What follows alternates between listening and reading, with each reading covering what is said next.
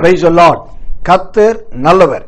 ஆண்டவராகிய இயேசுவின் நாமத்திலும் இயேசுவின் வல்லமை ஒளித்தின் சார்பிலும் உங்களை வாழ்த்துகிறேன், வரவேற்கிறேன், ஆசீர்வதிக்கிறேன். ஆண்டவராகிய இயேசுவின் அழகும் அதன் அர்த்தங்களும் என்ற தொடர் செய்தியிலே இயேசுவின் யாத்திரைகளை குறித்து நாம் பார்த்து வருகிறோம். அதிலே இன்றைக்கு ஒரு மிகவும் மாறுபட்ட வித்தியாசமான ஒரு புதிய தலைப்பை நாம் பார்க்க போகிறோம். கர்த்தர் நல்லவர், கர்த்தர் நல்லவர். மத்தேயு சுவிசேஷத்தின் புஸ்தகம் 16ஆம் அதிகாரம் 33வது வசனத்தை வாசித்தால், பின்பு இயேசு செசரியாவின் திசைகளில் வந்தபோது என்று பார்க்கிறோம். ஆம், இயேசு திசைகளில் தன் யாத்திரையை தொடர்ந்தார், திசைகளை நோக்கி போனார் என்று நாம் பார்க்கலாம். கர்த்தர் நல்லவர்.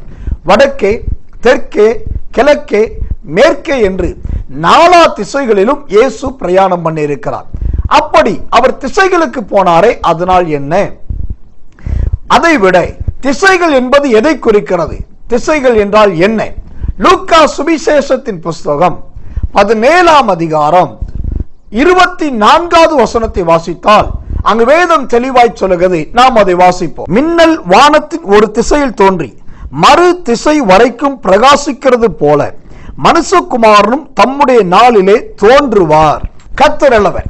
இந்த வேத வசனத்தின்படி பார்த்தால் இது இயேசுவின் வருகையை குறிக்கிறது. திசைகள் என்பது இயேசுவின் வருகைக்கு ஒப்பான ஒன்று. அந்த நாட்களிலே இயேசு 4 திசைகளிலும் போய் தம்முடைய ஊழியத்தை செய்திருக்கிறார். கர்த்தர் நல்லவர், கர்த்தர் நல்லவர்.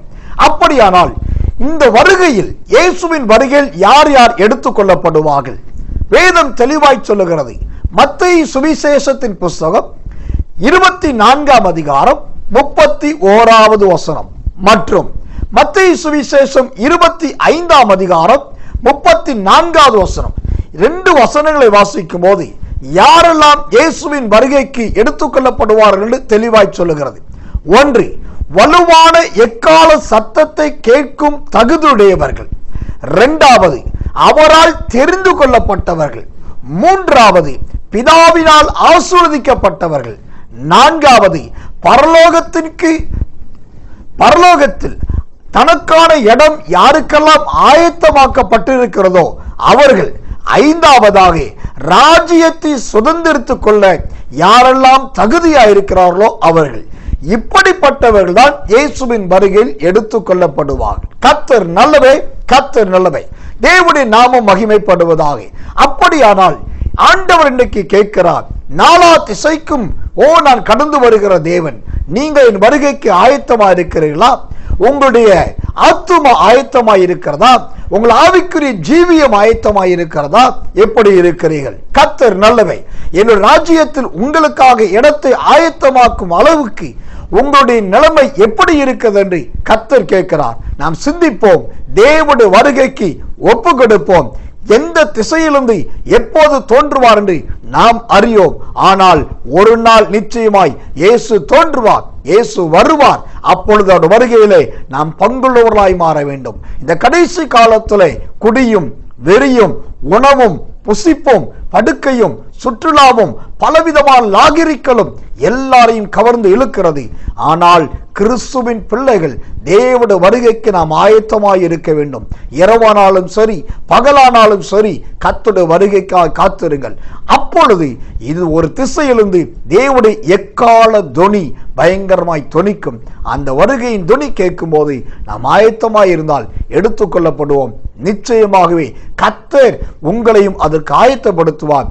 ஒரு எச்சரிப்பின் வசனம் அழகாய் சொல்லுகிறது. எசேக்கியேல் தீர்க்க தரிசனத்தின் புஸ்தகம் 38ஆம் அதிகாரம் 7வது வசனம் சொல்லுகிறது, நீ ஆயத்தப்படு, நீ ஆயத்தப்படுத்தி உன்னோடு கூடின எல்லா கூட்டத்தையும் ஆயத்தப்படுத்து என்று சொல்லி அந்த வார்த்தையின்படி ஆயத்தப்படுவோம், ஆயத்தப்படுத்துவோம். நாம் அவர்களுக்கு முன்மாதிரியாய் நடப்போம். கர்த்தர் நல்லவே, கர்த்தர் நல்லவே. திசைகளை குறித்த ஒரு முக்கியமான வசனத்தை வாசித்து நாம் ஜெபிப்போம். மார்க்கு சுவிசேஷத்தின் புஸ்தகம் 13ஆம் அதிகாரம் 27வது வசனம், அப்பொழுது அவர் தம்முடைய தூதரை அனுப்பி தாம் தெரிந்து கொண்டவர்களை பூமியின் கடைமுனை முதற்கொண்டு வானத்தின் கடைமுனை மட்டுமல்ல 4 திசைகளிலும் இருந்து கூட்டி சேர்ப்பார். கடைமுனை மட்டுமல்ல 4 திசைகளிலும் இருந்து கூட்டி சேர்ப்பார். இந்த அற்புதமான வாக்குத்தத்த வார்த்தையின்படி நீங்கள் இந்த பூமியின் எந்த கடைமுனையில் இருந்தாலும் உங்களை கூட்டி சேர்க்க கர்த்தர் வாஞ்சிக்கிறார், விரும்புகிறார், உங்கள் திசையை நோக்கி இருக்கிறார். நீங்கள் அவரை சந்திக்க ஆயத்தப்படுங்கள். கர்த்தருடைய கிருபை உங்களோடு இருப்பதாக. நாம் ஜெபிப்போம். எங்கள் அன்புள்ள நல்ல பரமபிதாவே, நீர் திசைகளை நோக்கி போனீர் என்று நாங்கள் பார்க்கிறோம். உம்முடைய யாத்திரை திசைகளை நோக்கி இருந்ததற்காக நன்றி. அந்த திசைகள் என்பது உம்முடைய வருகை குறித்து இருக்கிறதாக கர்த்தருக்கு தெளிவாய் திட்டமாய் சொல்லி யாரெல்லாம் ஆயத்தப்படுவார்கள் என்று அதையும் சொன்னதற்காக நன்றி.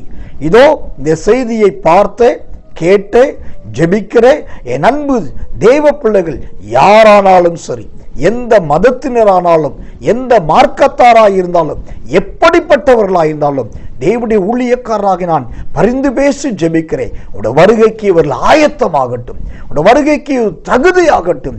எந்த கடை முனையில் இவர்கள் இருந்தாலும், எந்த தேசத்தில் இருந்தாலும் அவர்களையும் நீ தகுதிப்படுத்துகிறதுக்காக நன்றி.